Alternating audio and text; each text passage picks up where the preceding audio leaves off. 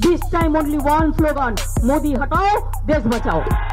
आप यहाँ मोदी मोदी कर रहे हैं और वहाँ कुछ लोगों की नींद हराम हो रही है. प्रियंका गांधी झूठी इंदिरा गांधी. देखा आपने देखा शुरू हो गया ना काम.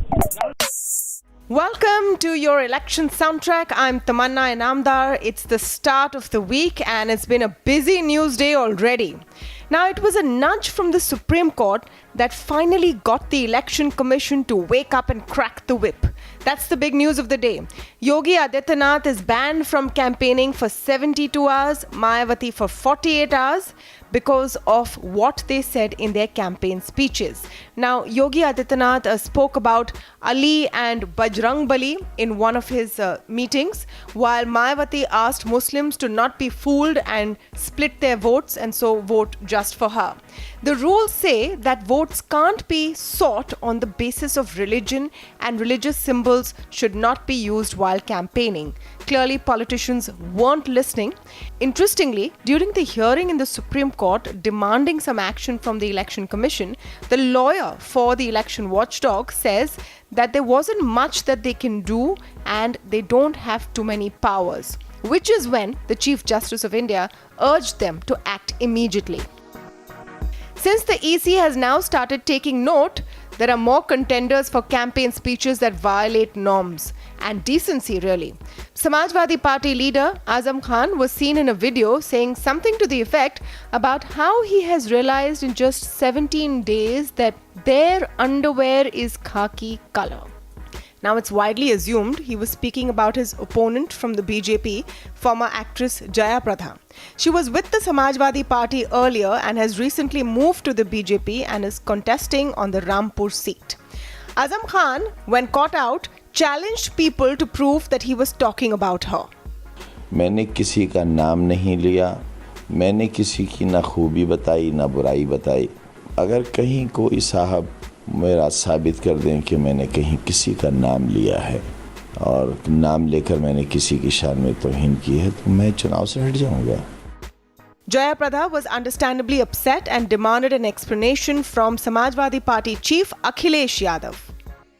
उस तरह की ज़बान इन्होंने इस्तेमाल किया है इस बार, तो मतलब हद पार कर दिया.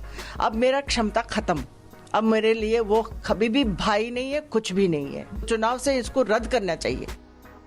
Imagine, this is what people are talking about and we're just done with phase 1.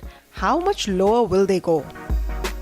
Speaking of low and going even lower, let's turn to Maneka Gandhi. The Pilibhit MP, who is now contesting from Sultanpur, was back to threaten and scare the people of Pilibhit. Remember how she was caught on camera a few days ago threatening Muslim voters with no jobs and no help if they didn't vote for her? This time, the target was wider and the plan to discriminate against those who don't vote for her is pretty well structured. क्योंकि हम हर दफा जीत रहे हैं, तो क्या मापदंड है कि हम एक गांव से ज्यादा करें और एक गांव के लिए कम. और मापदंड हमने ये रखा कि हम हर गांव में ABCD करें.